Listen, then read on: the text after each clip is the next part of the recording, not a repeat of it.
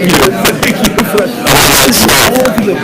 Alright, just so you know, no picking nose, no your life, no scratching in the face, anything like that. So, alright? Don't say anything.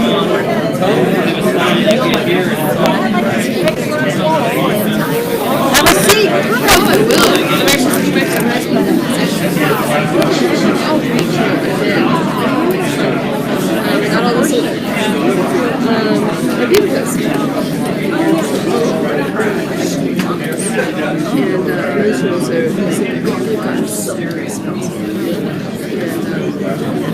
That is gorgeous. This is a shell. I don't remember the exact shell.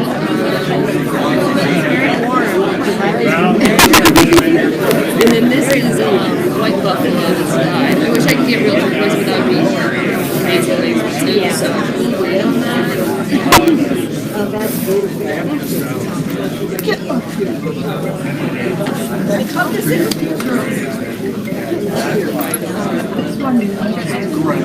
I know, that's why I have my eyes on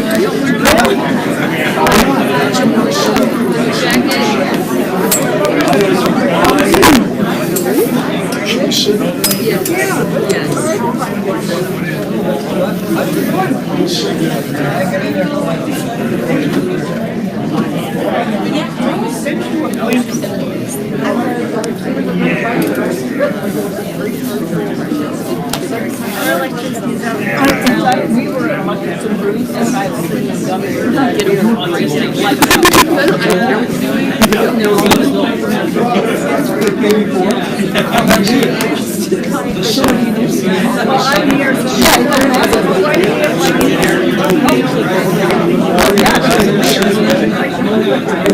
so they got this block up here. 8 years dad's brother is adorable. They get glass.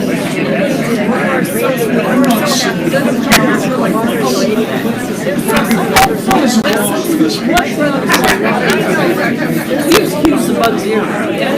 She's such a good guy. Well, runs the family.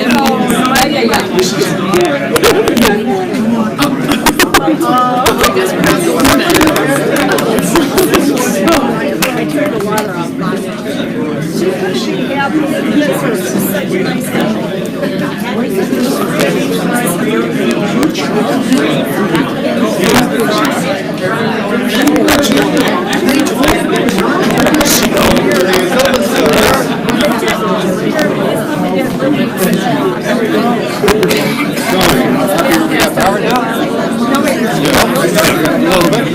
I just went through my phone with Wi-Fi. Okay. Your mom.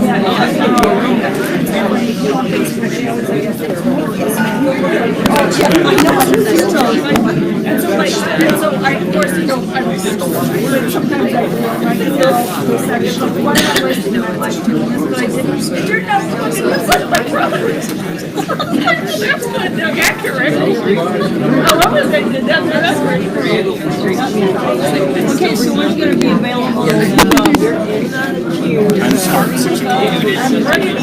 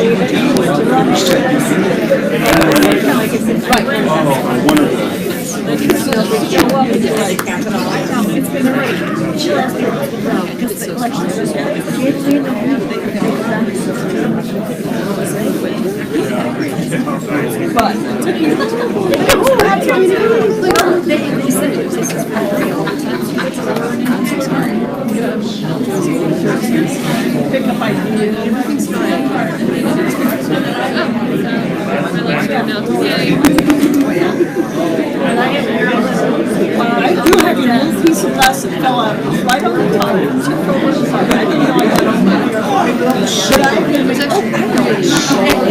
Shit, it's my phone. Aaron.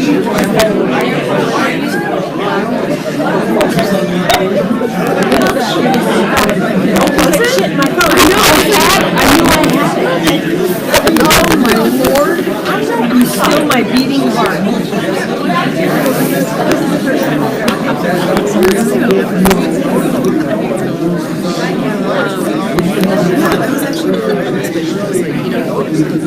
I only dress for the 6 years. Like, I feel like I showed it.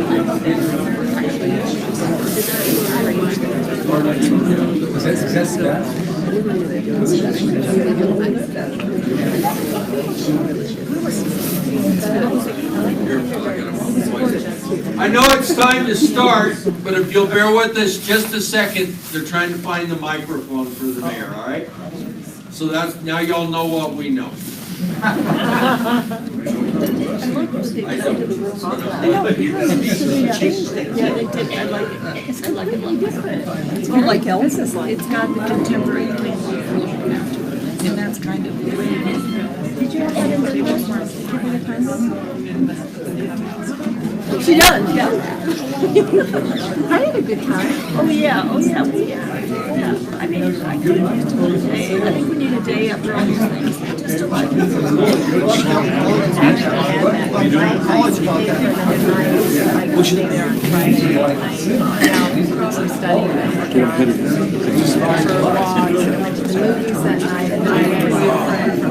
This week we got carried out and showed me today. So I've been some of the second things and stuff. This doesn't have a bird. So you like I went up and saw that bird up my school. Wow, look at that bird. Oh my gosh, you gotta send my sister. You know my sister's a travel writer. I'm a director. Oh, she is? I don't forget. She's one of the best world famous travel writers there is. But she had a column in the Spring magazine in New York City for Sunday column. I love that. Travel writer column in Forbes magazine. Where is she? I think she needs to make one. Well, I did about 5 years ago. The problem was is I let like a few other people like organize. Oh, do it. Yeah. Visit and see what's happening. I'll send you pictures. Dude, I want to see it. Oh wow, I love it. I'm trying to find this one thing that I made. My classes. Yeah, that's the shot. For charity. Yeah, I'm going to show why.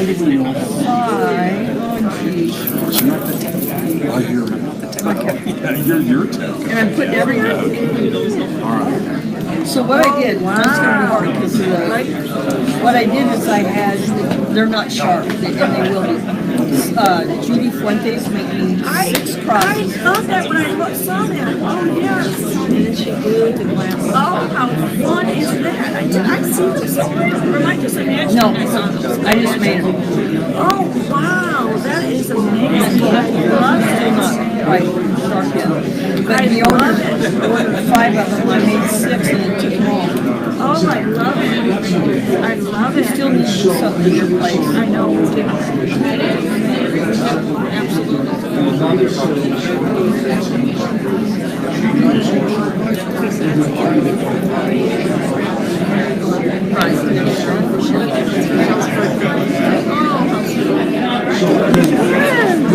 I already did Harvester. And then we're gonna go for a drink. Yeah, I know, right?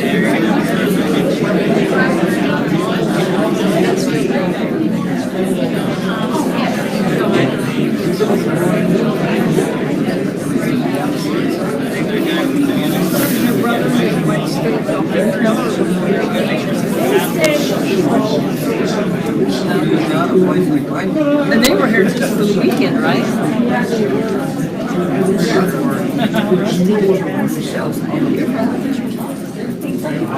Are you sure? Oh, maybe I don't have on my birthday. Yes. I don't have it on my Have your attention just a moment. We We have a gentleman from Mike's Music Store. We can't find anybody from the college that has access to the microphone, but a gentleman from Mike's Music Store is going down to get a mic from his office, and we'll be up and running probably about another 15 minutes. So bear with us. Good plug for Mike. Yeah, that's right. Good plug for Mike.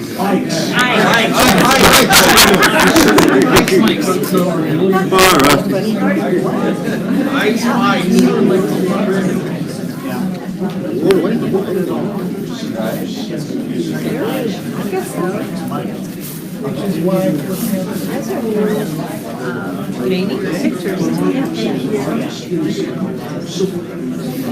I know, they really tried to take it away from like, sort of that old-fashioned pioneer bought this room 1,000 years ago and gave us $5,000 to. Right, 1983. So we still have the name on the door. Right. But we cleaned it up, and the shades get pulled up, you can see the which is the symbol of Trinidad. Yeah, pretty much. And, Nice just shades, all of it's our, a really nice shade. it's just all our stationery. Exactly. Well, it should. So, how's your bet? Yeah. We haven't seen you around for this. Have I not said, have I not said we need Denver? Yeah, well, yeah, and so I'm like, so you guys get to hang out? She's like, no, We haven't seen the same hotel. We're supposed to. But they set us up in the Hyatt right next to the Convention Center. We were like, the Hyatt Regency, yeah. There's some big Hyatts downtown. Are you kidding? There's Hyatt. Whatever. I was told it was just Main Street Road. There's the Hyatt. Yeah. Didn't you use her there? She said, remember, I didn't have that. There's really, really nice. That's one of the things I like to see in hotels. When they have a great spot or workout area, just a couple of hours, you feel like, I always, that's one of the first things that I check. So like, you know, if you can get a good rate of they have 6 a.m. All this is free. It's like 6 a.m. classes, 7 a.m. this. And you can go and see what their schedule is. Plan on going there Friday at 1 o'clock. So they're taking their classes and check in and do all their stuff on Saturday, do the same thing before they leave for one night. Good news, Joe Ben. and we've never been to good things about it. Some of the flights are What are you? Are you really? Goes to one 5-star hotel in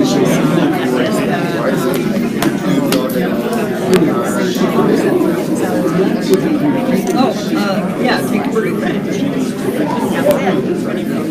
So you have to with issues and national politics. Am I?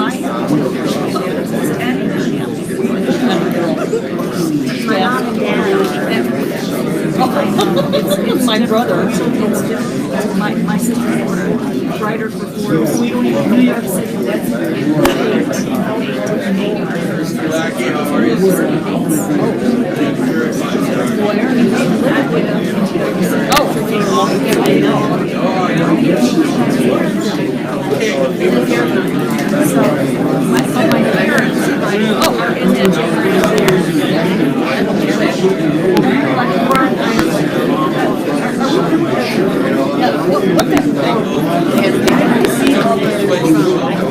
my parents are in Yeah, I like that. I like that. Everybody loves it. My dad obnoxious. I know my dad feels like he's protecting. But how, as a side note, which I really try not to say, is come a long way. It's always been a social life. Running a very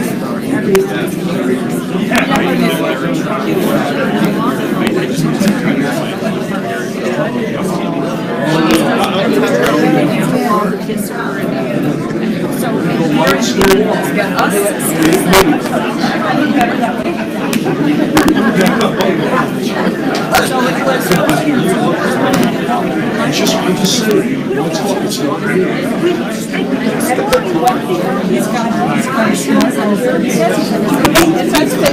That's right,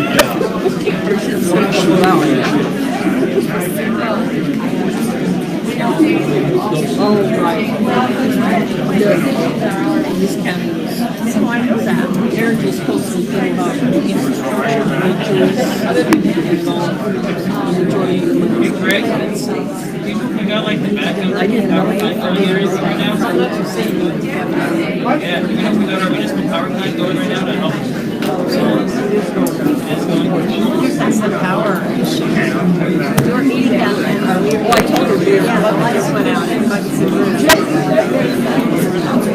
So we just, you know, I really just wanted to be there when I could sit outside. Because I couldn't have the door. I didn't let me sit outside. But anyway, the way I was going to make a whole patio. Yes, really nice. We have good dogs that want to go in. We run dogs and dogs sit outside. Right. And I like to take walks with my dog. This is part of the dog.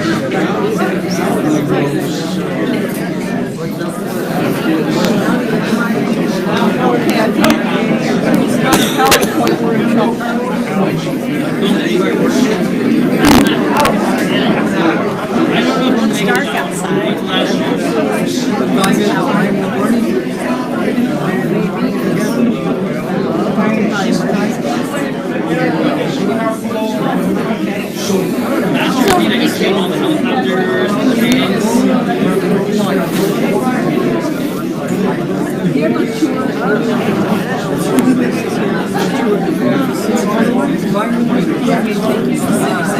I took 5 guys and my friends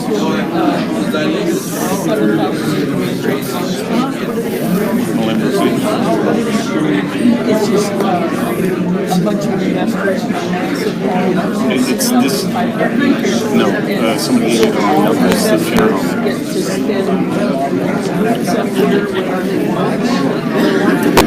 they're going to flip parties. They were here, Tim and Dustin, and they were the guys who did the lawyer.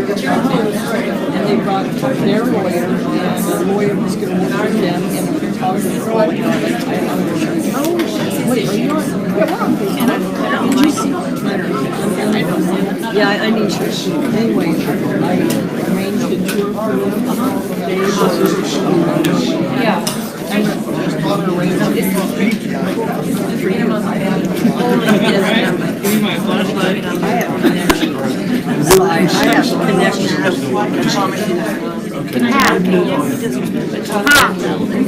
Oh, yeah, absolutely. Let me get on that. Let me get on that.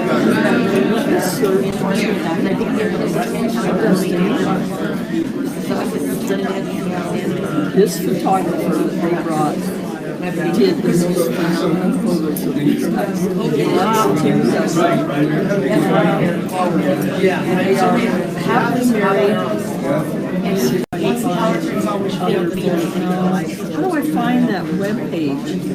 When I go to Red Rock. Mike Williams. Rock Williams? Yeah, it's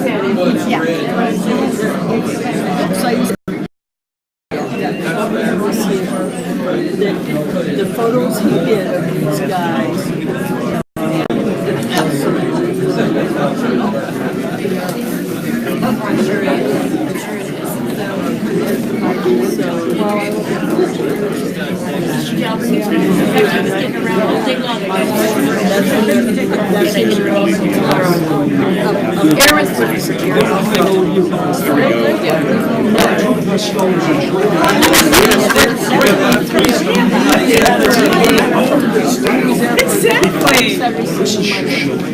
He took pictures that made me just go.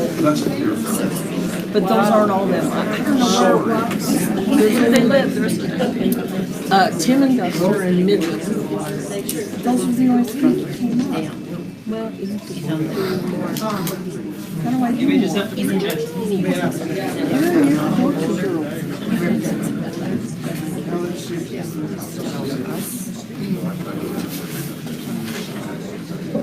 Good evening, and I hope, can everyone hear me? There you go. Oh, I hear. How's that? Okay. Sorry for the delay, excuse me, I had some technical difficulties. Unfortunately, we get started a little bit late, but I think this is a pretty important event that we have tonight. And good evening. Thank you for attending this important event. In my first 2 years as mayor of the city of Trinidad, I have been both amazed and humbled by the successes being achieved throughout our community. Amazed at the increasing number of people who reach out to share positive stories about Trinidad, and humbled that I am in a position to lead the city at a time of growth and positive investment. State of the city about a year ago. On a yearly basis, I believe that it's important that we reflect on our successes, our challenges, and the forward direction of our community. This reflection helps us to celebrate our victories, contemplate our challenges, chapter in our community. It also helps to address the times, first of all, with the accomplishments of 2017. I know this is something that's in everybody's mind. The first thing that comes up, what are we doing with it? In 2017, we received $2.865 million from marijuana revenue. Estimated expenditures from the 5% tax was about $2.5 million. Our overall revenue for the city of Trinidad, said regular sales tax was up over 19% over 2016. So the money that we have, like I said, is for one-time expenditures. And I'm going to read to you some of the items that we at City Council had allocated the money toward. We have a new outdoor camera system that we've allocated money around $200,000. The Monument Lake Bathroom House for $300,000. Animal shelter, $400,000. The golf course, the number 5 hole, which was in pretty bad shape, was $200,000, and we were lucky that it came in instead of $200,000 at $77,000. So we had a savings of about $133,000 just on that particular item. We had speed signs. We gave the district attorney's office $50,000, and we designated for an event planner for $50,000. We talked about, well, actually, I'm sorry, that's 2018. Sorry about that.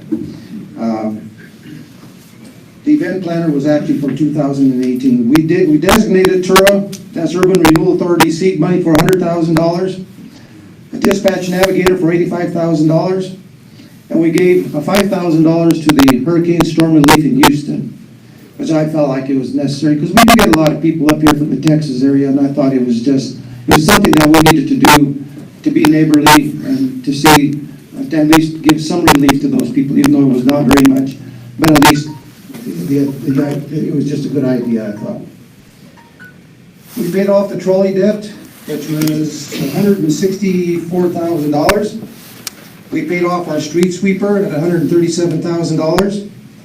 And there was a small, actually not small, we have some police cars, lease, purchase payoff at $159,000, kind of obscure. And we paid off our fire pumper lease at $221,000.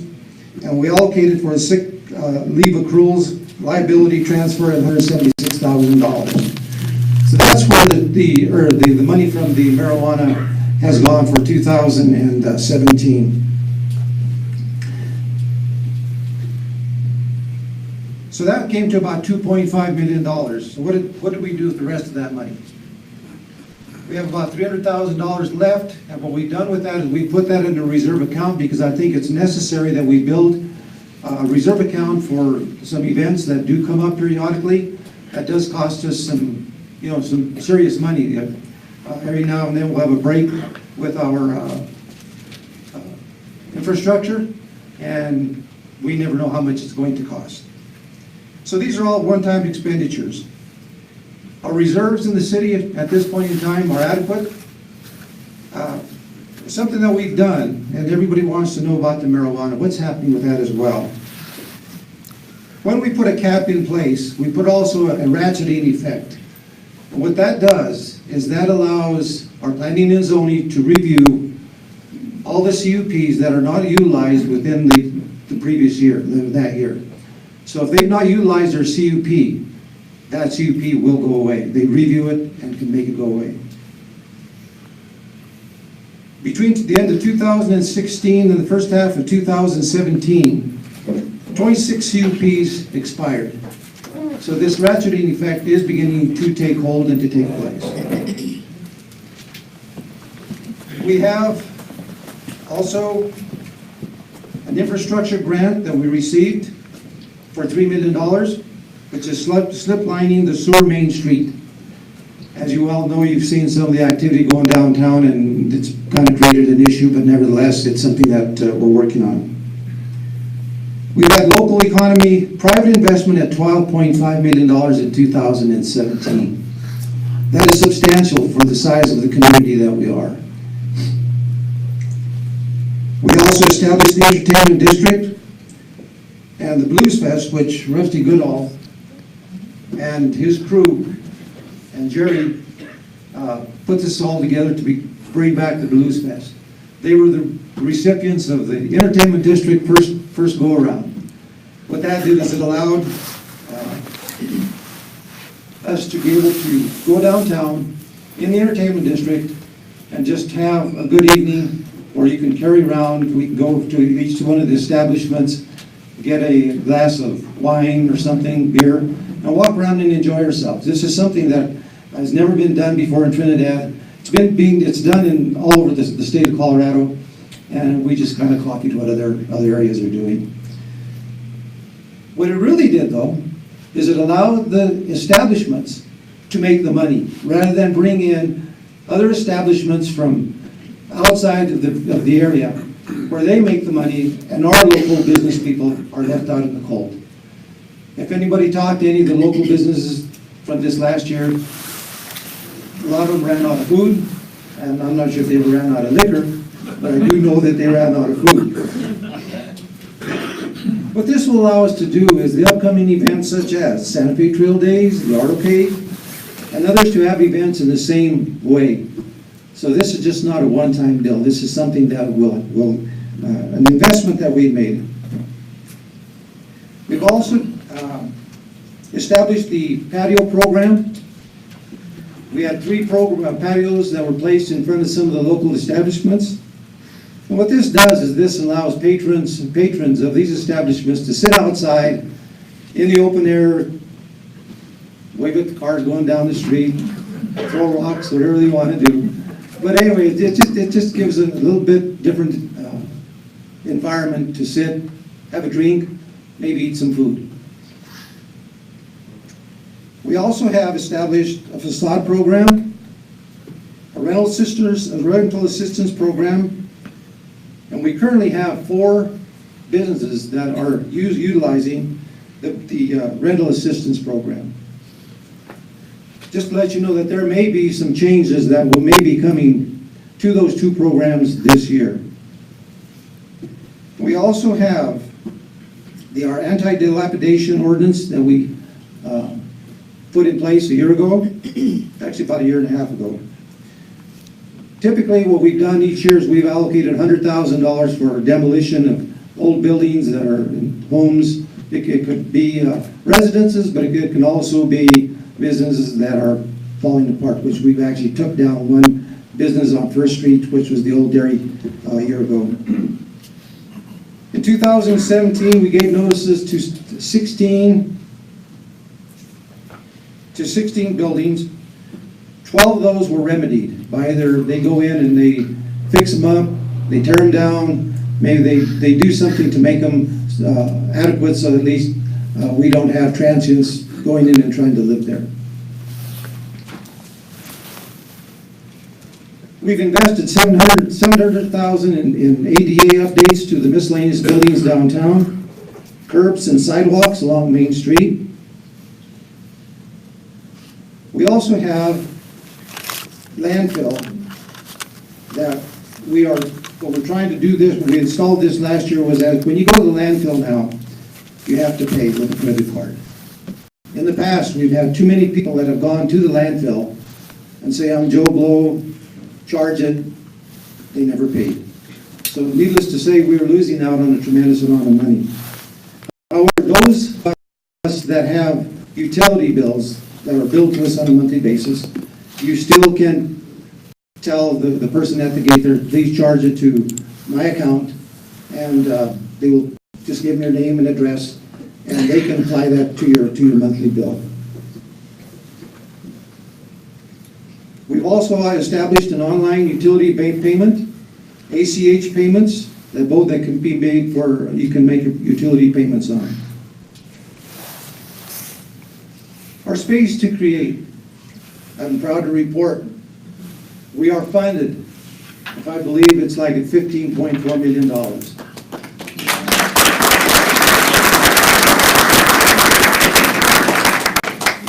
And I'd be remiss to say if Ms. Tara Marshall, who's here tonight, isn't the one that really put the pedal to the metal and made a lot of this money come in. Thank you, Tara.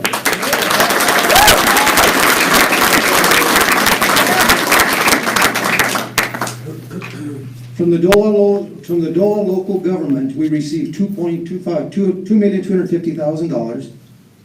From DOLA housing, we received $600,000. $250,000 from the Becher Foundation. History Colorado, $200,000. We, the city of Trinidad, contributed $1.6 million. The Gates Foundation, $150,000. And of course, the big one was $10.5 million that came from the Colorado Housing and Finance Authority. So that came to $15.5 million. And we're still going after more money just in the case that we do need some additional money. Right, Tara? So this project will be, have some groundbreaking this spring is what we're hoping for. We had police equipment investment for $250,000. Training and support, and 4 brand new vehicles. Charlie, I think you're happy to see those new vehicles, right, and some equipment. They've relocated to the new police department building, which was the old Rice Street building. They also had 2 police academy graduations with a total number, I think, 14 people that participated in the police academy. What that did is it allowed residents just to sign up and to go with the police and see up front what these police face each and every day. And the 14 people that participated, I've talked to a couple of them, and they say how interesting, and they had no idea what it was really like until they actually took a ride with these people in the police cars and some of the other stuff that they saw.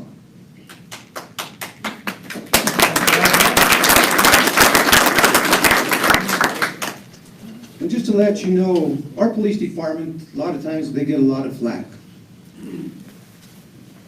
But do you know the number of calls for service in 2017 were 18,000 service calls?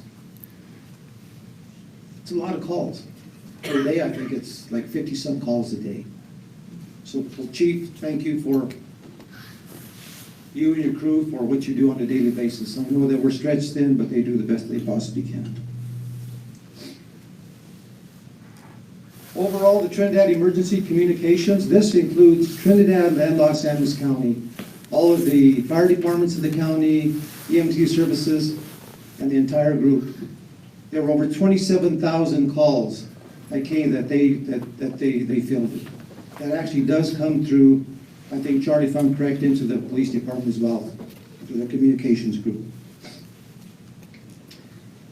Our fire department, they were able to purchase new extraction equipment. They completed the fire department annex, and their calls for service last year were 1,500. It's a lot of calls. You know, they field calls not only for fires, but other EMT services, if I'm correct. So they are out there helping EMTs and emergency vehicles as needed.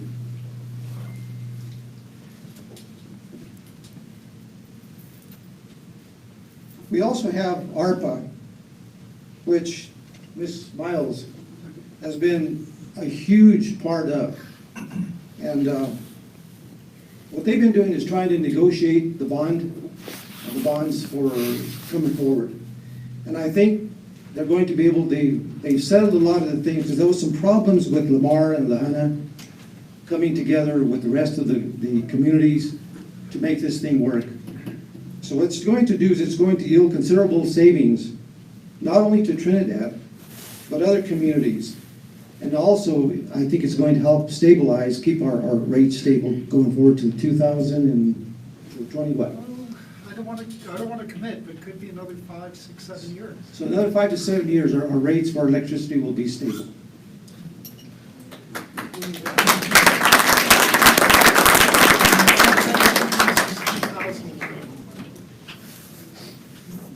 And that's just a little bit of what the 2017 items up, what has happened in 2017. And I would recommend to anyone who wishes to see what else went on in 2017 to go by City Hall, pick up a copy of the 2018 budget. What it does, it tells you what happened in 2017, the accomplishments that were made. Is it free? It's free. Let's go on to 2018 now. 2018, we have a budget of $46,803,966. Like I said earlier, our revenues, our reserves are in pretty good shape. We are anticipating a 9% increase in sales and use tax revenue. The following funds comprise the $46 million budget.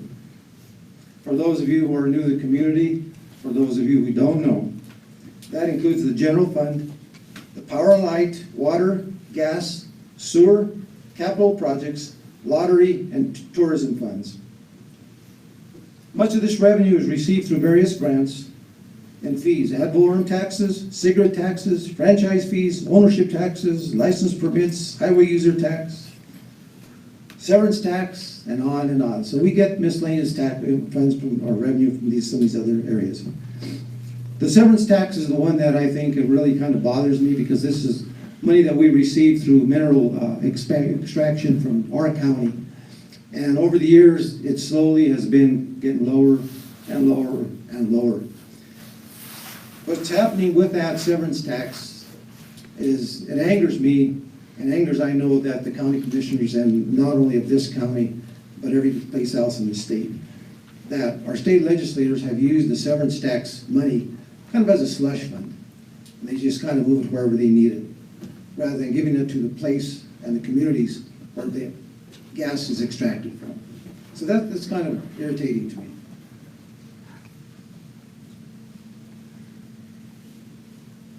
We are estimating for 2018 probably another $2.5 million to be used again for one-time expenditures.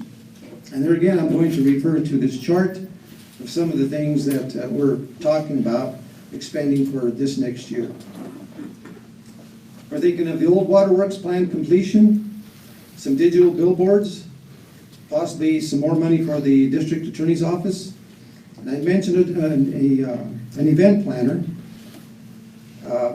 household business energy improvements, some SCRT funding, new golf carts for our golf course, Central Park renovations, a new Quint fire truck. And I talked to the chief earlier, and he was telling me that he was talking to someone today about a new ladder truck, which could cost us as much as $1 million, which we cannot do right away, but it'll have to be over a period of 4 to 5 years probably to pay that off.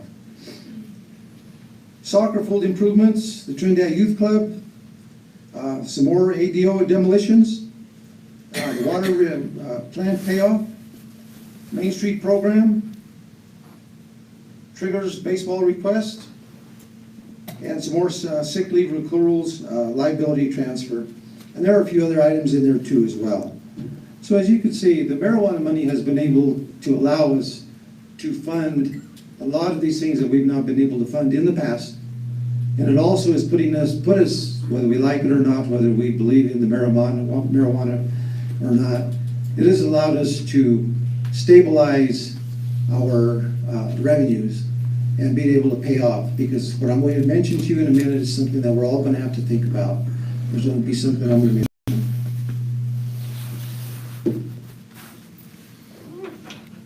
We're also allowing $1.5 million for ADA investments to some more curbs and sidewalks. This is something that we have to do because the Department of Justice has come down on us and says you have to meet ADA requirements. And we have a 3-year plan to do some of the work. We don't know what's beyond that. They may give us some additional time, but from my understanding, that ADA projects may cost us as much, in the end, close to $15 million, if I'm correct. Somewhere in that neighborhood, right, Greg? Possibly. So as you can see, it's going to be a long road ahead, and all we can do is tackle this year at a time, and hopefully the DOJ will work with us. We'll also be making more upgrades to City Hall as well and other buildings in the community. A while back, Council received a list of all of the upgrades that we have to do, and there was 340 items on that list that we have to do. And some of them were as simple as taking a coat hook and changing it, or a toilet tissue paper holder and moving it over a few inches, to curbs and gutters. And Mr. Beach has been kind of the person that's heading that ADA process going forward.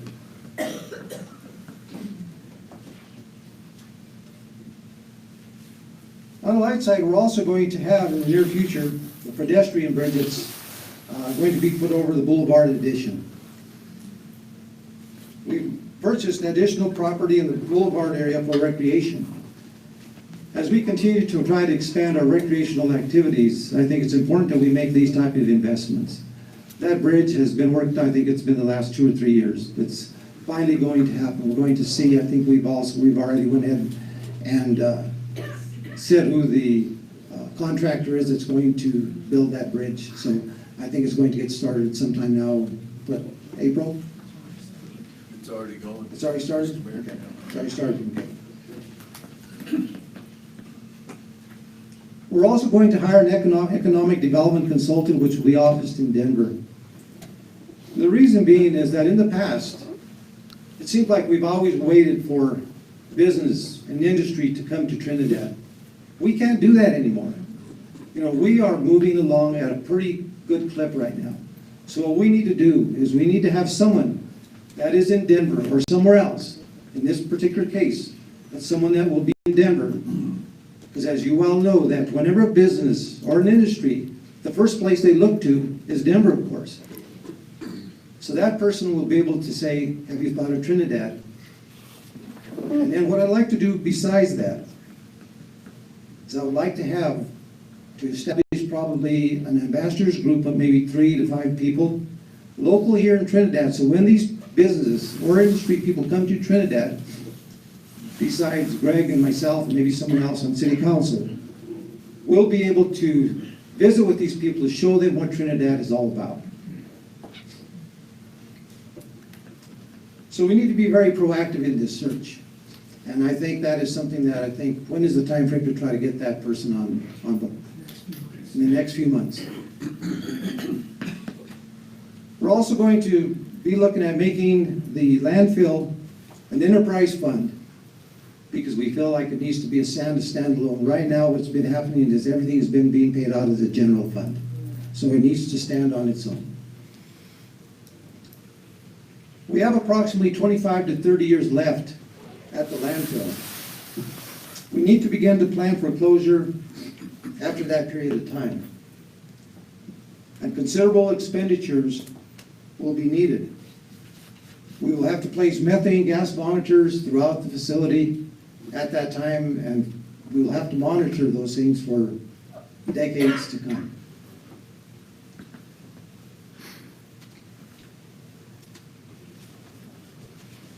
We also are going to complete the $3 million infrastructure that's going on right now in town. That would be the upgrades from Oak Street to High Street, the slip lining down on Main Street. As you well know, the current situation is last week we had a break in that area, And that's really obvious as to the reason why we need to get this done. As they were slip lining, what they have to do is they have to road a route down the pipe. And as they got down to that end, what happened is it collapsed. So and that happened a year ago too as well. So we have a very, very fragile infrastructure throughout our community. Our infrastructure ranges anywhere from 50 to 100 years old. It's too old, it's gone past its lifetime. We need to begin to address that issue today. Does that include the power grid? Sorry. That does not include the power grid. This is the water, gas, sewer line, and as well as, of course, the roads. We're also going to hire an event coordinator. And the reason for that person is, as we all know, I see many people in here tonight that all plan events. And what's happening is we get very good events that are all on the same night. And what that does is takes away from one and not the other. So what this will do is, hopefully this event coordinator will be able to be housed in town so that everybody can take their events, hopefully at the beginning of each year, and say, this is when I'd like to have my events. And that event planner could say, well, this is a good time, maybe one will accentuate another, maybe it's not a good time for you, maybe we can see if we can move to a different date. Because as we all know, there's a heck of a lot of events that happen in Trinidad, especially from probably April till November sometime. There's a lot of events, and a lot of them are interfering with each other, so I think an event planner would do us a lot of good. What we're going to do is try this out. It's going to be a 2-year pilot program, which the money will come from the marijuana money. So we've allocated some money to hire that event coordinator.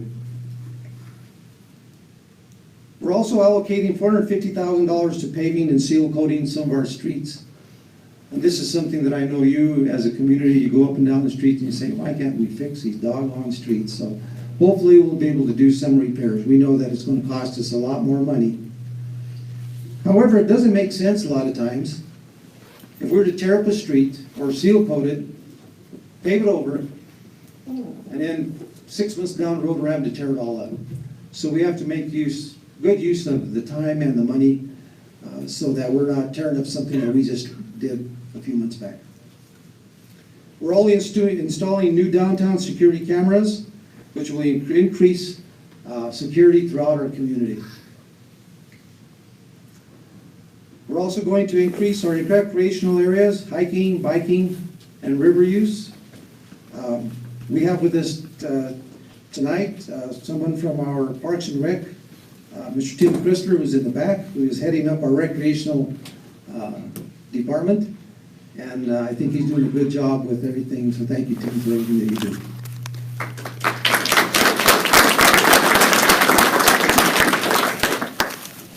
Mr. Brad Kirby has decided, let's try to tube down the Brigatory River in the summer when the river's high, maybe do some kayaking. So I think he's here over there as well. Thank you, Brad, for that. I had someone call me a couple of days ago and say, why don't we try to do this? And I said, well, there's someone here already giving that a shot, so let's see what he can do. Thank you. We last week signed a lease agreement for the Monument Lake with Brian Mondragon, and it's a 2-year, I think it's a 2-year lease that we're going to have. We're also we've allocated, like I said earlier, some money for a new bathhouse from the marijuana money. And this is what, from what we're hearing, is that is one of our biggest problems that we have in Monument Lake. Why people are not returning to Monument Lake is we don't have a decent bathhouse. So people are leaving and not coming back. So that's why we're going to allocate, so we've allocated money for a new bathhouse, because we feel that that is an essential item for our building to have at Monument Lake. Something that is really important, and everyone knows, is we have the La Puerta area that is up and coming this year. There's a lot of stuff that's happening in that particular area, and that, of course, is private investment. We're going to have a new hotel there.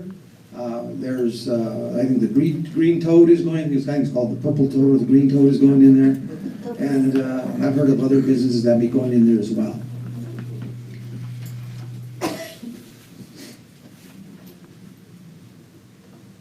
Let's talk about our challenges. Like I said, some of the biggest challenges we have are attracting industry into our community and new businesses. And that is the reason why I say we need to have that coordinator stationed in Denver to help possibly bring some of these businesses and possibly more industry into Trinidad. Something that our city manager mentioned when we first came on board, he said, you know what we need to do? We need to invest in our local businesses. And that's called business gardening. Makes sense. Let's take our local businesses. Let's invest in them. Let's allow them with our facade program, maybe with our rental assistance, or other things that we could possibly do to help them along. Because if we can build our businesses from within, they are more successful, and Trinidad is more successful.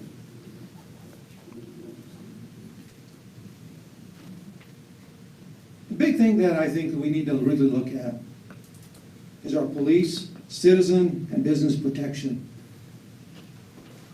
We have seen just in the last few days what has happened to many of the policemen across this country. They have died in service protecting the citizens of their communities. And I think we need to provide our police, as well as our fire department, with the equipment and the training that they need to do a good job and be protected against those offenders that are out there trying to do them harm and trying to do harm to our local citizens. They're constantly being challenged because a lot of times they're outgunned. And that's really the sad part. They don't know what they're going to encounter when they have and it's what's crazy, a lot of these things are domestic violences. That killing that happened in Colorado Springs last week was a carjacking. It was ridiculous. It's really, really sad as to what's happening today. So I'm really calling on you and all the people in our city I know that Ms. Bolton last year, I think she tried to bring up neighborhood watches. And I think that's something that maybe we as citizens need to do to help control and keep our neighborhoods safe. If you see something, report it. Say something. You don't have to say who you are when you call the police department. You can remain anonymous. So like I said, if you see something, say something. You might save somebody's business, somebody's home, somebody's livelihood, or maybe even somebody's life. Our fire department is constantly on alert to save someone's home or life. As I mentioned, he had 1,500 calls just this last year. I can't tell you how many of those were actual homes that were burning or fires that went on, but nevertheless, they probably saved a lot of local businesses or homes, or a lot of times some of them are just fires, weed fires that they have to respond to. We have an opioid, drug, and overdose crisis. Heroin, pills, and other drugs that are making it into our community are destroying our life and the way we live. We need to try to do something about this. A week ago, 3 other council people, plus Mr. Sund, and I think Tara, were you there? And Andrew, we met with the Attorney General's staff and had a discussion about the issue. And I asked Mr. Jose, what was his last name? Yeah, Jose Escobar. Has this opioid peaked? His answer was no. It's still going up every day, every month, every year. So that tells us that we need to become very proactive in our community to try to stave off some of these drugs that are infiltrating and, like I said, destroying our fabric of life. hospitals, medical clinicians, they're constantly admitting patients that are overdosed. And unfortunately, we've had too many deaths from these overdoses. We have an increase in the homeless and the transients. What do we do with them? We don't know. It's a big, big issue. There are a lot of things that are trying to get done, whether they work or not, we don't know, because a lot of this is fairly new to the state and the entire country. Panhandlers. Everybody asks about the panhandlers. Why can't we stop them? Why can't we, make them leave? Unfortunately, they're protected by the Constitution as beggars. That's something that we have nothing. The only thing that we could do, if they step off of the sidewalk or if they harass you, then they can be arrested. But other than that, that's it. However, we do have a solution. And there again, Mr. Brad Kirby came up with a solution last year. His solution was, okay, let's get a group of people, put on some green shirts, get a tin can or something, go stand on the corner, maybe within 40 or 50 feet from him. Give money to the soup kitchen instead of those people. And it's working. Some of these people see them standing there, and then they're leaving because they realize that the money is going into Brad Kirby's group. And of course it goes to feeding the homeless, the people that need it on a daily basis. So Brad, thank you for what you've done. So got an inspiration to everybody. So if you see a green shirt on the corner, yeah, give them a dime, $1 or something. Thank you. Like I mentioned earlier, our infrastructure, it's 50 to 100 years old, and it's slowly falling apart, or not slowly, quickly falling apart. The one thing that really is concerning to me is the transmission line from Stonewall to Trinidad. And I want to say this because I really truly believe this. And with the money that we've been able to pay down a lot of our debt, something that we may need to do in the near future is to ask the cities to undertake a bond for the replacement of that sewer line, because from what I understand, it may cost between $12 to $15 million just to replace that line. But I'm not sure how many of you were here around 1982. Raise your hand. Not many of you. We had a catastrophic break at that time. It shut off the Trinidad's water supply for about a week and a half or 2 weeks. The military came down with tankers and they were placed at City Hall, and people were able to go down and fill and take water home.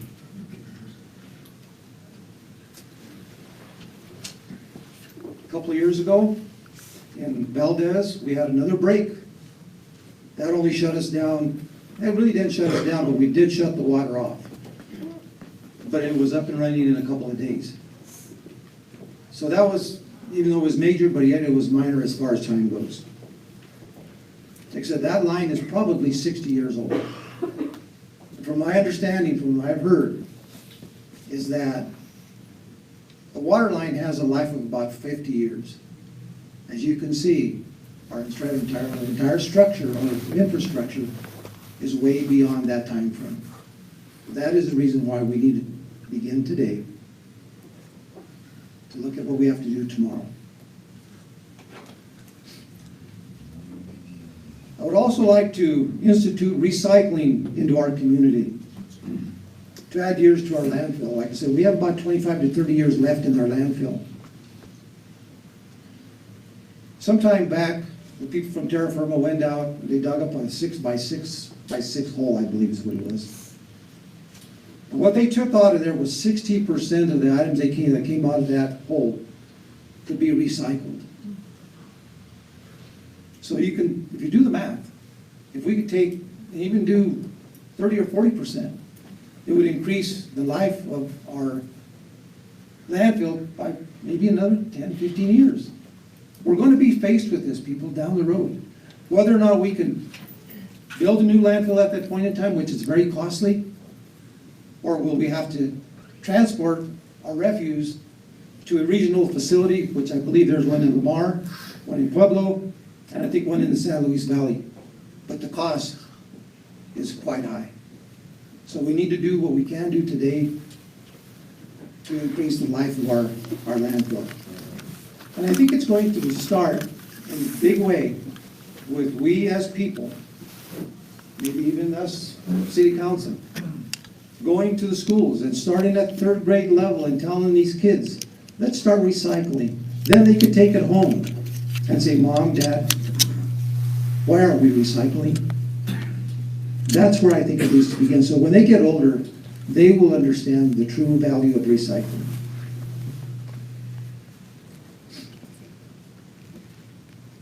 And we've also, and we're still trying to figure out how to get more people off of I-25 to spend more time here in Trinidad. But I think with all these activities that we have going on today, and the notoriety that we're getting from upstate, from other areas of the state, from New Mexico, I think we'll begin to see more people stopping in Trinidad at our businesses to stay, recreate, eat, have a couple of days' time here. This time I would like to recognize our city manager and staff for a job well done. Without them, our lights would not be on, our gas and water would not flow, and the mountain of paperwork would not get done. Something that was put in place a couple of years ago was an E-team, and that's an executive. And what that does, it comprises the city manager and several department heads. And what they do is they get together on a Monday, each Wednesday afternoon, and they take information and policy that the city council has asked them to review, or ordinances or issues that may be coming up.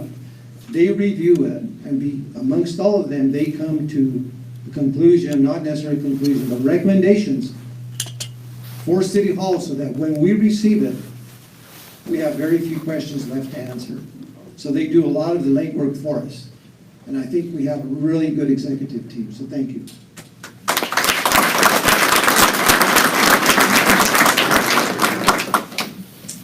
In addition to paid staff, we have various boards and commissions. We have the Parks and Recreational Commission, Urban Forestry, Arts and Culture, Creative District, Library Board, Tourism, ARPA, Historic Restoration, Planning and Zoning, and the Trinidad Urban Renewal Authority. These people do a tremendous amount of work as well. Without them, we would probably not get a lot of this done because there's only so much work in an 8-hour day that our paid staff can do. So these people are out sometimes after hours, Saturdays, Sundays, and doing that other stuff that helps our community grow, makes our community look a lot better.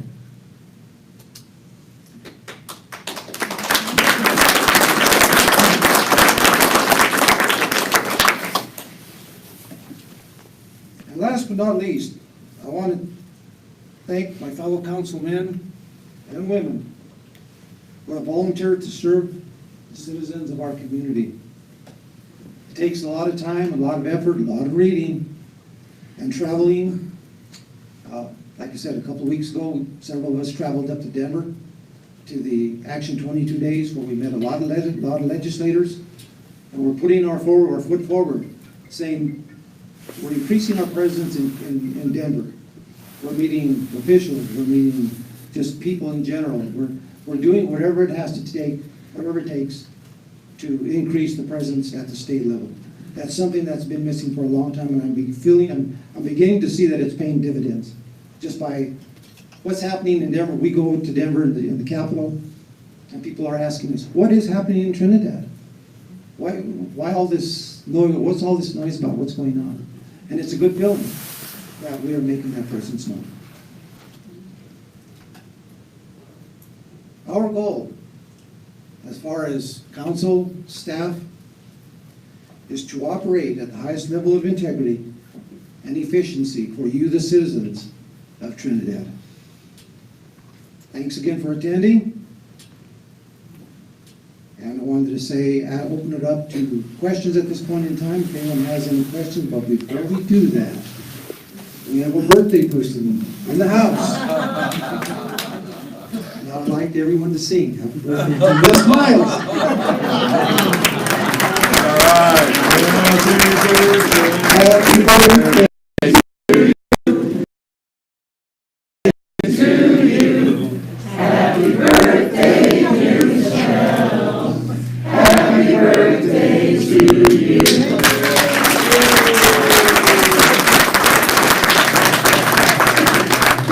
So with that, I'd like to take any questions that anyone might have, so please raise your hand, or, yes? What improvement is City Central Park going to have? I think one of the things that they're talking about in the near future is they might have to replace some of the seating to meet ADA standards. I'm not sure if that's going to be here in 2018, but that is something that will be happening in the future. The Riverwalk question. Oh, yeah, he was asking what renovations will Central Park be having in the near future? Yes? I read recently that New Mexico may be on the verge of passing recreational marijuana. What steps are we taking to, because we're gonna see a big reduction in our income when that happens. Are we preparing for that eventuality? This question is that New Mexico is possibly looking at bringing or okaying recreational marijuana, and what impact is it going to have on Trinidad? And are we preparing ourselves for that in case that does happen? First of all, I don't know if they're going to put it on the ballot this year or not. I'm sure at some point it will happen. What we can prepare ourselves to do, probably can't do much. The best thing that we could do is take the money that we are getting now, using it for the one-time expenditures, getting some money in the reserve account. I think that's probably the only thing that we can do. Mr. Mayor, Yes. may I address that also? Sure.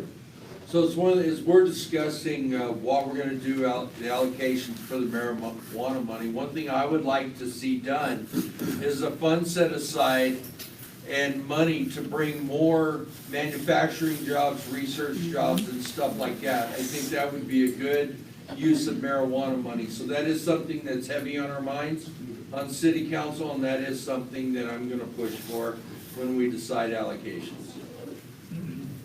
Other questions? I have Yes. an addition to that. Wayne, is that you that asked that? Yes. Okay. What I'm thinking is, Trinidad has been a tourism mecca for many years. Not huge. Our tourism market isn't that huge.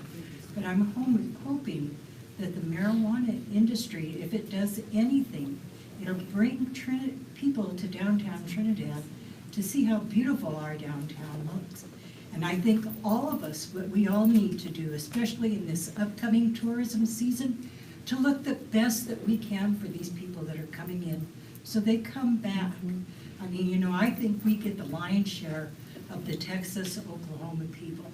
And if we are good, if we're good to our guests and good to tourism, I think they'll come back. I mean, that's been a fatal mistake of Trinidad for many, many years. We hung our hat on coal, we hung our hat on gas, and it didn't work out for us, and I think we're a little bit smarter this time around. And that's why the biggest reason is that we want to try to hire this person in Denver so that, our reach is not only here to Aguilar, to Walsenburg, but it's up in the Denver market area. Yes?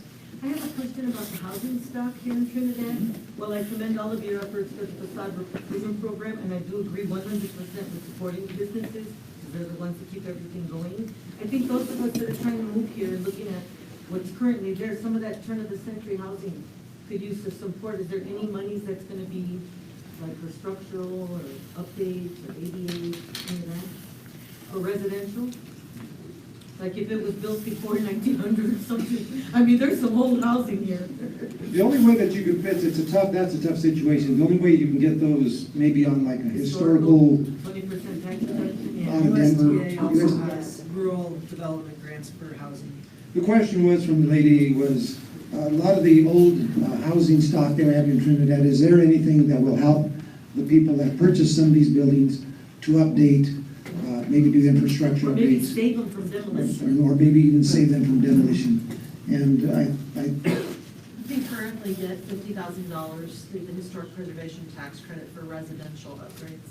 And do you have to do the going to the board for the permission and all that? You can come into City Hall and we'll walk you through the Okay, process. thank you, appreciate it. so the answer on that was you can get up to $50,000 from the historical preservation fund.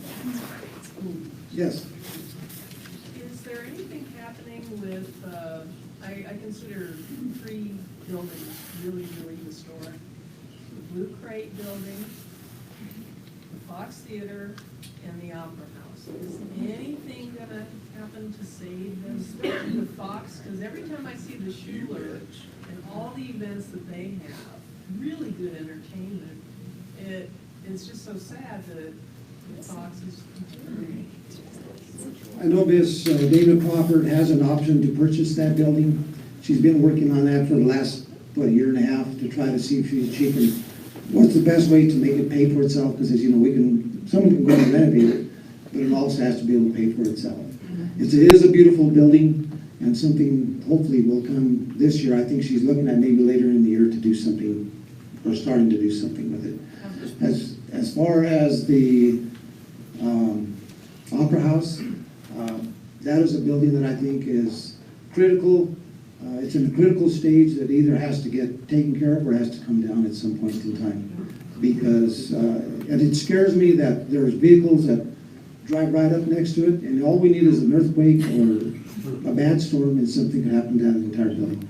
And you're talking about the Crane building, I'm not sure. We're talking about the West Hotel. Oh, the West Hotel, and that is something that is owned by Penny Saidi, and she's talking about doing some renovation to it.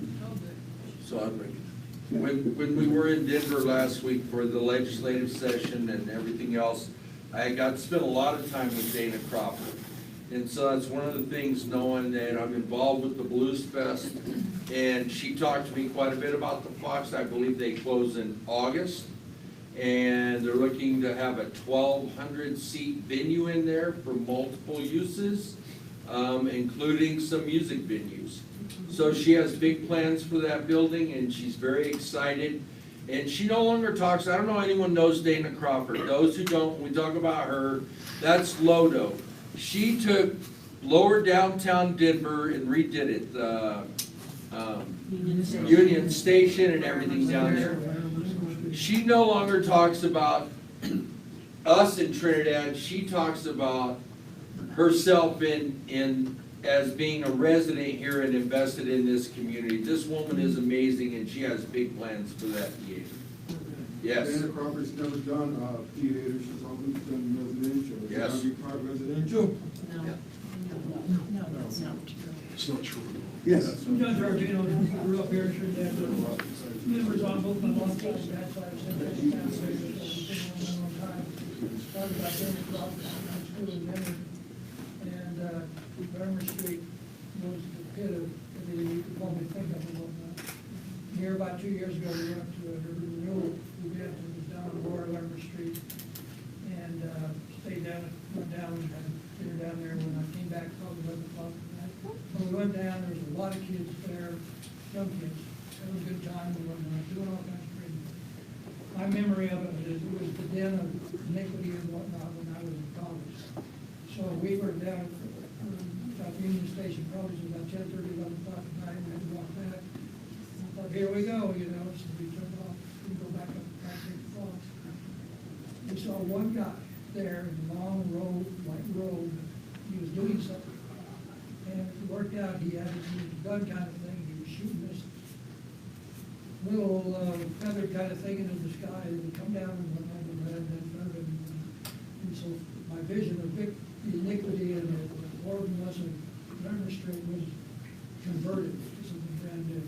And I think our greatest loss in this community is we really do lack vision. We always think we go back and do what we've done in the past, it's all like almost complete.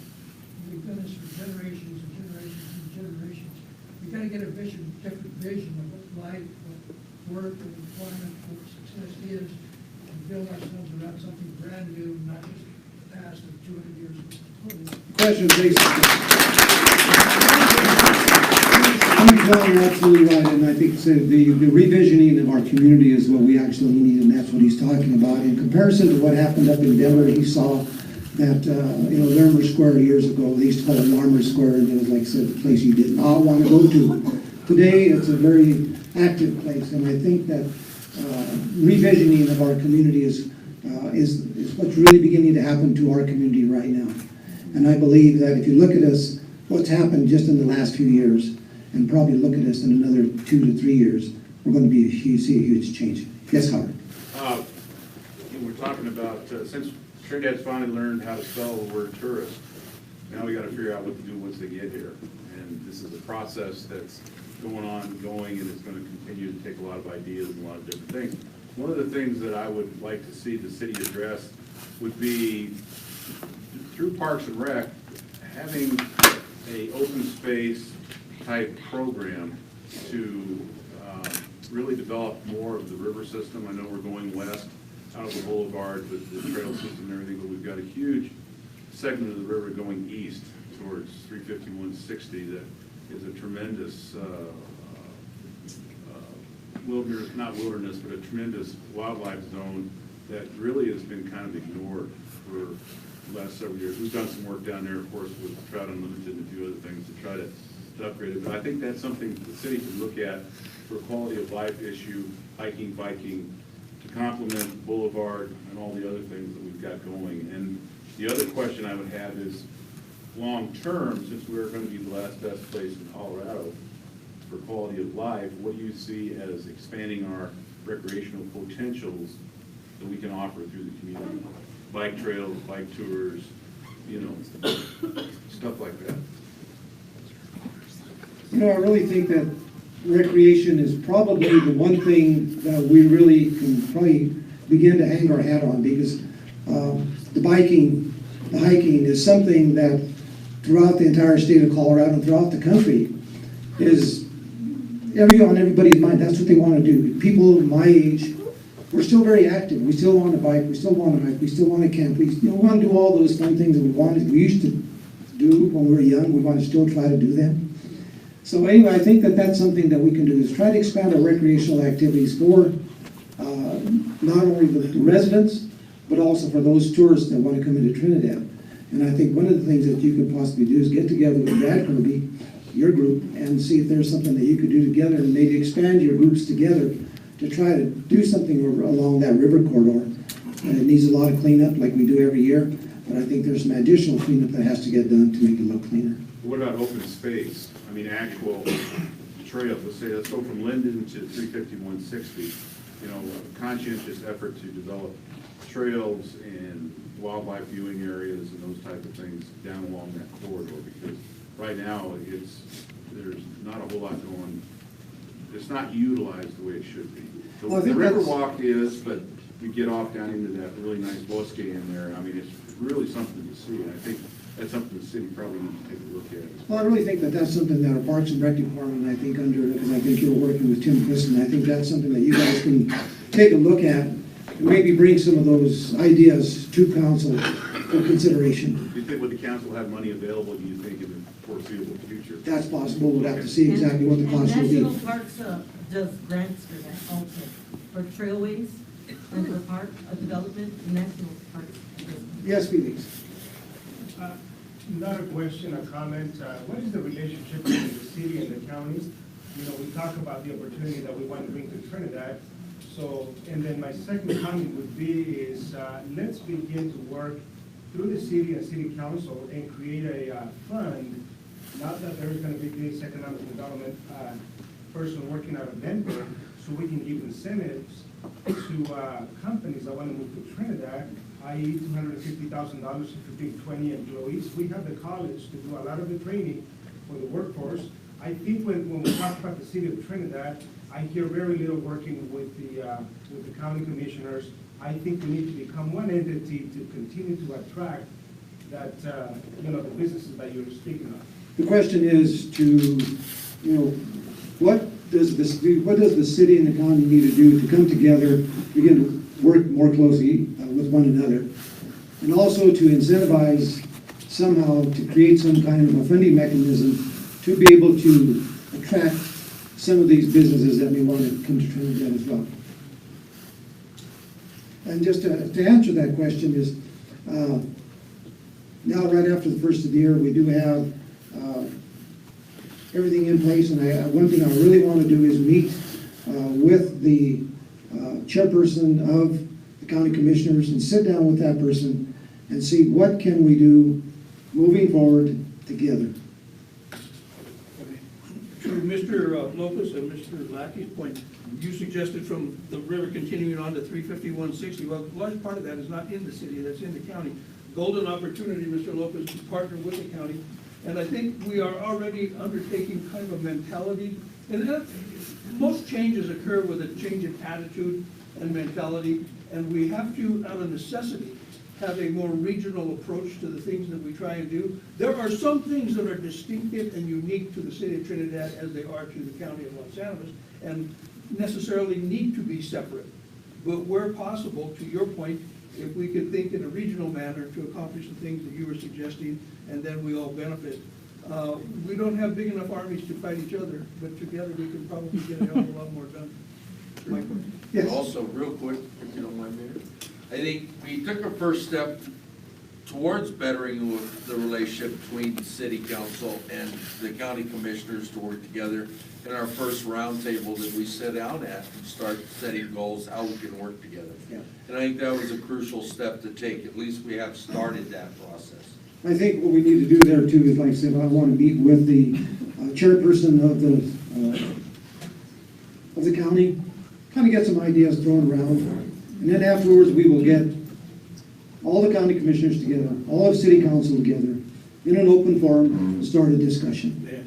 Another case in point is recently using the marijuana funds, which are limited. It's not an unlimited pot of gold that's going to last forever, given whatever's happening in New Mexico and that sort of thing. But we're trying to do the best we can. The county is solely responsible for funding the district attorney's office. But given the situation that existed up there and the need for public safety and the district attorney's office being the final link in that judicial chain of public safety, we thought it a good idea to infuse their office with a $50,000 surplus and perhaps another 25 in the next year, as now they are working on their own. But the point being, steps are already being taken to help each other out. There's a bike trail that's a study is being undertaken. The county doesn't have the resources necessary to contribute their part, as does Huerfano County, the city of Wallsburg, city of Trinidad, and the city of Los Angeles, or county of Los Angeles. The city recently moved to use marijuana money, because that's what exists for everything, right? Yeah, to help and fund the contribution required from the county, so that we can move forward with this, with the study. And that's a regional approach to what we're trying to do. Slacky. While we all are very excited about the outdoor recreation engine that's moving, I think it's all for naught though when you can't go down along the river walk without being accosted by the trash heaps and the people living down along the river. It's not safe, it's not pleasant, and it doesn't send a good message to tourists who are here. And I do understand the right to live free, but it is, I think, important for the city to be looking at this issue and figure out how to clean up the riverbanks and what is the plan. Okay. That is a good thought, and I think that is something that we've kind of addressed. I'm not sure it's not the answer, but I know we've talked about getting some cameras that we could place and removable along the river bottom, so that maybe at least people will say we may be being watched. But also cleaning up the area too, to make it look a lot cleaner, will probably help in that regard too. I don't know how many city council members have been down there, but it is worth a walk, and it's disgusting. If you look at what's happening in larger cities such as San Diego, they're having to bleach the sidewalks because of hepatitis and other contagious diseases. When you look at the conditions down there, we could not be very far off from that particular problem. Needles, drugs, dog feces, you name it, it's everywhere. I invite every council person to go down there and take a look. I don't think, with all due respect, Phil, I don't think cameras are the answer. Councilman Bernardo had a question. I'd just like to say, going back to the marijuana situation, is that I've been on council a very long time, a real long time, and I'll be term limited here in another couple of years. But what I really seen what was wrong with our councils that I sat on before was everybody relied on one thing, one business in this town. Everybody said, when I first got on council, we had our mines. Nothing's gonna happen to our mines. What happened? Our mines closed down. We relied on one industry. Number two, we relied on our oil wells. They're gonna be here 25, 30 years, they told us. What happened? They went away. Number three, now we're relying on marijuana. And there's been some questions asked about New Mexico and stuff, getting this, how we're gonna start doing the dealing on this. There we go again, relying on one industry. I, as a councilman, really have tried to speak to other councils and try to promote more businesses here. Let's get 10, 12 businesses in here that employ 10, 12 people. If we lose one business, you only lose 10 people. We get a big business in here, we lose 300, 400 jobs. So where are we? We're back to square one. So in another 2 years that I have, I'm gonna try to work with this council, and I know the mayor will work with me and the other council members to promote things.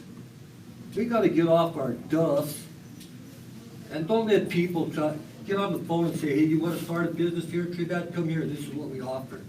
We don't wait for the business to call us. Isn't that the And office? that's the whole idea that I mentioned, that we're hiring That's this what I'm person. saying. So the point is that we have to do this. Really. Karen, Getting back to Mrs. Lackey's. let's take a couple more questions and then we'll wrap it up, okay? Karen, can I have this gentleman over here who had a question earlier? Looks like you want to leave. I've always looked at two things that I always thought that Trinidad could really benefit from. And one is Howard's Riverwalk, but to Nancy's point, the only way you're gonna make that Riverwalk, you get the homeless there. I mean, I work over at the Toyota dealership, and that's all we see over there. Is to actually make that Riverwalk into something that's going to force them out. I mean, make it a San Antonio Riverwalk, make it a Pueblo Riverwalk. To put lights in the trees, that'll bring the tourists in. Just stupid little lights in the trees on the freeway, they'll come in Ridge Road going, what's going on here? I think that's something we've discussed about maybe putting some lights down there as well. And the other thing I wanted to mention was, why can't we make Main Street commercial to 16th Street Mall? Why can't we do that? I mean, you talked about it earlier about Blues Fest. I mean, the people who have businesses are gonna rack up, okay? I mean, I love those little patios out there, but I'm not gonna eat out there because all I'm gonna smell is exhaust, and everybody who buys a car here starts off with a muffler this big and ends up with a muffler that big. And it's just not pleasant. If you can turn it into a 16th Street mall and put, you know. Oh, no, children in the streets, I beg to differ. Before we get to that, Karen, you had a question? I was gonna respond to Nancy. Let's take after Karen's response, we'll take one more question and then we'll end the evening. I've only been in office for 6 weeks, but that's one of the first things I did is Ed and I went down to the Riverwalk, and I walked from the bypass all the way down to Linden. And you're absolutely right, we have an issue down there. Howard and I discussed a little bit what Parks and Rec can do in conjunction with the council to get maybe an ordinance in place to stop overnight camping down there, because we've got all these millions of dollars coming into Little Port, that we've got a brand new Toyota dealership, you know, and we have to do right by these businesses and make it a vocal point of our community. But really, when you talk about tourists going down there, Nancy, Ed and I went down there on the 1st of January, and I met up with 4 or 5 couples in the dead of winter, not in tourist season, not on a good weekend, and there's people using that facility, and I think we owe it to ourselves as well as the people that we welcome into this community. Mr. Rossetti, you have a question? Yeah, it's just more to inform the public of going out to the landfill, and if you have a utility bill, you can charge. The process is you have to have a current paid utility bill with the driver's license, and they got to match, so you just can't count them. Yeah, You have a utility bill. Okay. And then, second of all, I know it's just rumor all around Trinidad, but I gotta ask, is the city purchasing part of Fisher's Peak? I asked it. Knew it was coming. Yeah, everybody knew it was, and I said it, so. I will say this, is that, we have been into some discussion about this. It's just preliminary discussion. There is nothing concrete at this point in time, and we just don't know exactly where it's going to go. That's fine. But that's the only thing I can tell you at this point in I time. appreciate it, thank you. You pass the hat, I'll donate. Mr. Leone, I'll take one more question, that's it. Same question. I'll give you a little bit of comment. Today I had a guy call me and we signed a contract for 18 new homes in Trinidad. There'll be 18 homes being built out in Diane San Esteban off of San Pedro. And he hopes to start that by the 1st of March.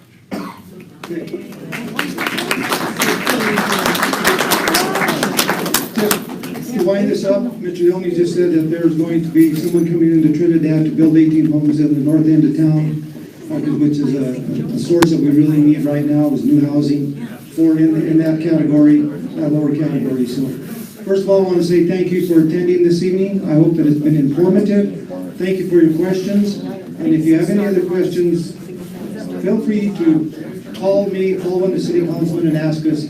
We'll get the answer for you. Thanks again for coming.